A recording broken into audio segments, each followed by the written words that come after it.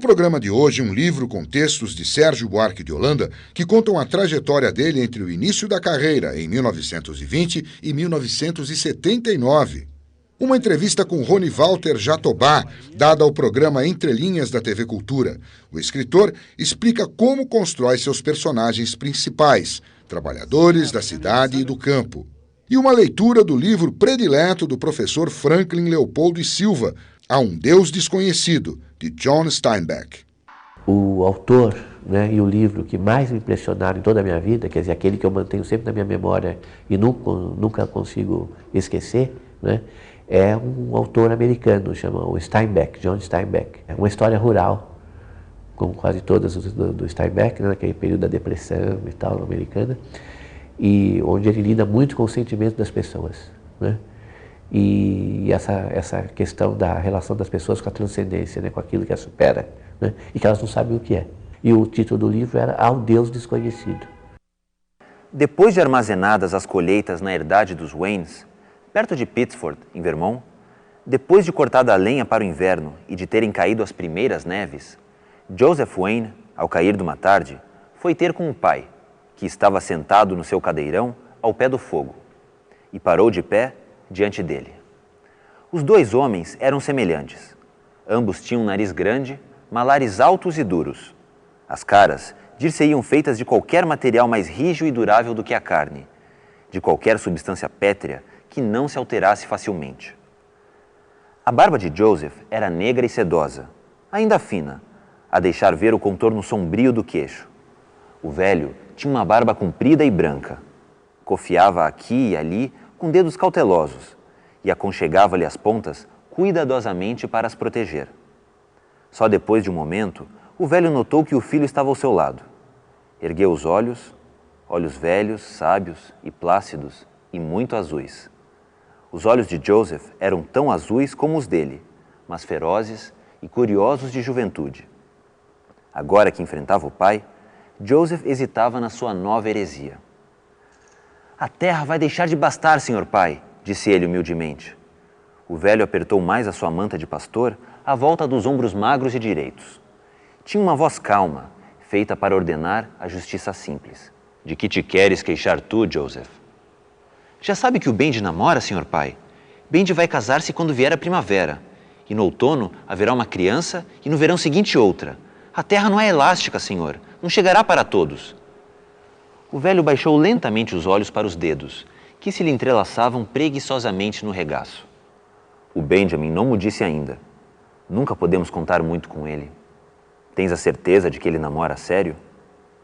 Os Ramsays assim o dizem em Pittsford, senhor. A Jenny Ramsay tem um vestido novo e anda mais bonita do que o costume. Não olhou à direito para mim. Ah, então talvez tenhas razão. O Benjamin tinha obrigação de mo dizer. Já vê, senhor, que a terra vai deixar de bastar para todos.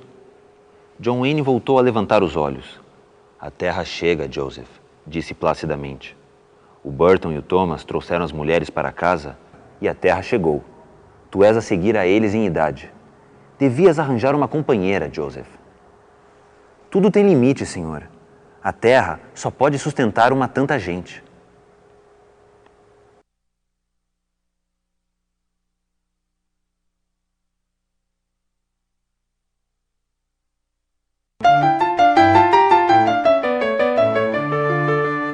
Cento e 146 textos reunidos em 2 volumes mostram a trajetória do pensador, do historiador, jornalista e crítico literário Sérgio Buarque de Holanda entre 1920 e 1979.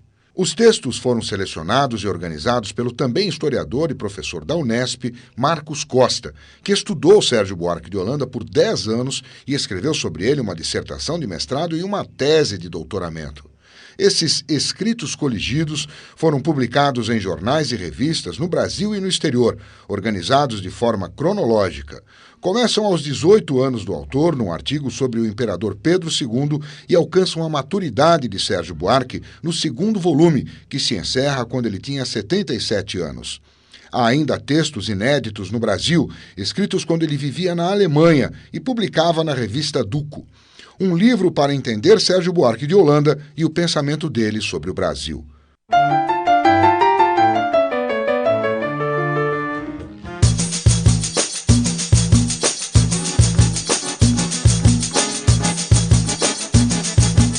Eu nasci em Minas Gerais, fiquei 10 anos por lá. Com 10 anos eu mudei para a Bahia, para o sertão da Bahia, para onde minha família se mudou.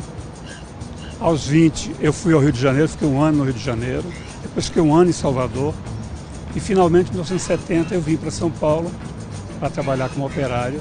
Minha primeira visão que eu tive, assim, fascinante, além dos prédios, das ruas movimentadas, foi a estação rodoviária aqui perto da Avenida Duque de Caxias. E logo em seguida, uma caminhada até curta para a Estação da Luz, pegar o trem aqui, aquele movimento de trem, de passageiros, em seguida descer no Brás e pegar outro trem. E foi engraçado que a partir daí eu comecei a entender São Paulo através dos trens. Então eu trabalhando lá em São Bernardo e morando em São Miguel Paulista, eu comecei a ter um contato com o operariado, principalmente em São Miguel Paulista. De certa forma, os meus personagens trabalham, né? E das grandes reclamações de muita gente quanto à literatura brasileira é que as personagens não trabalham. E as minhas trabalham e viajam de trem para ir ao trabalho. Condenado à vida, nessa hora, no vai e vem nas ruas de São Paulo, é o caminho de volta, o retorno do trabalho, corpo cansado, apressado de chegar em casa.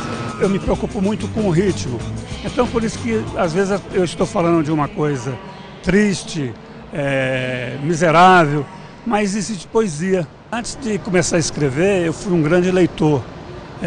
Eu estudava em Campo Formoso, no interior da Bahia, e tive a sorte de cair num colégio presbiteriano que tinha uma biblioteca maravilhosa, não só de autores brasileiros, mas também russos, americanos. E aí o que me fascinou bastante foi a literatura, toda a literatura do Graciliano Ramos. E eu nunca me esquecia, quando eu lia e relia Vidas Secas, que ele termina dizendo que Fabiano e seus filhos e a mulher eram homens brutos que seguiam para o sul.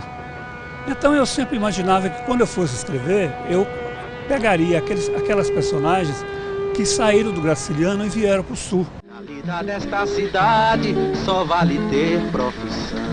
Venho para cá, para o estado de São Paulo, devido à nossa lavoura que não tem saída, sabe? E boa parte vinha de trem, né? Eles pegavam um trem que saía do Nordeste, passava por Belo Horizonte, até chegar aqui na Estação da Luz.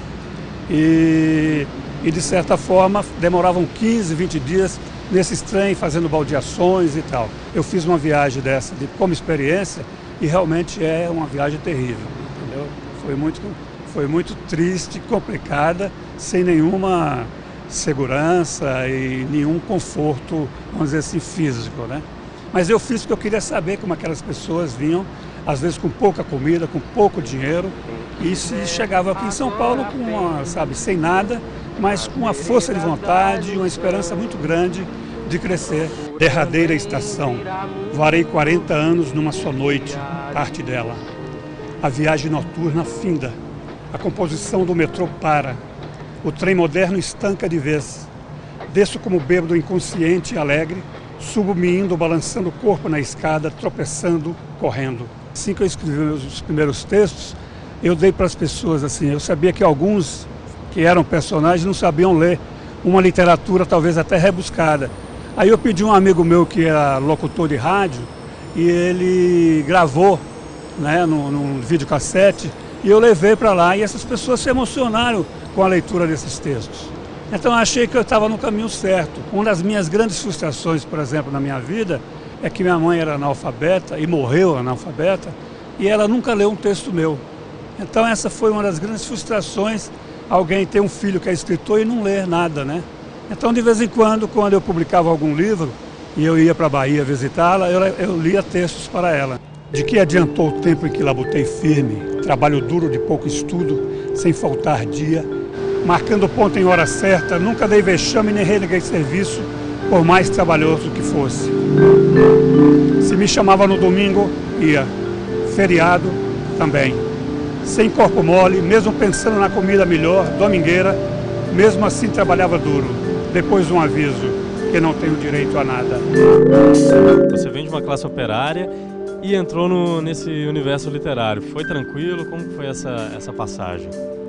Eu acho que a passagem foi tranquila porque ela foi lento, né? Foi uma passagem lenta para eu chegar a escritor. Quando eu cheguei em São Paulo, eu fui trabalhar como operário na Carmanguia, uma empresa da indústria automobilística em São Bernardo do Campo.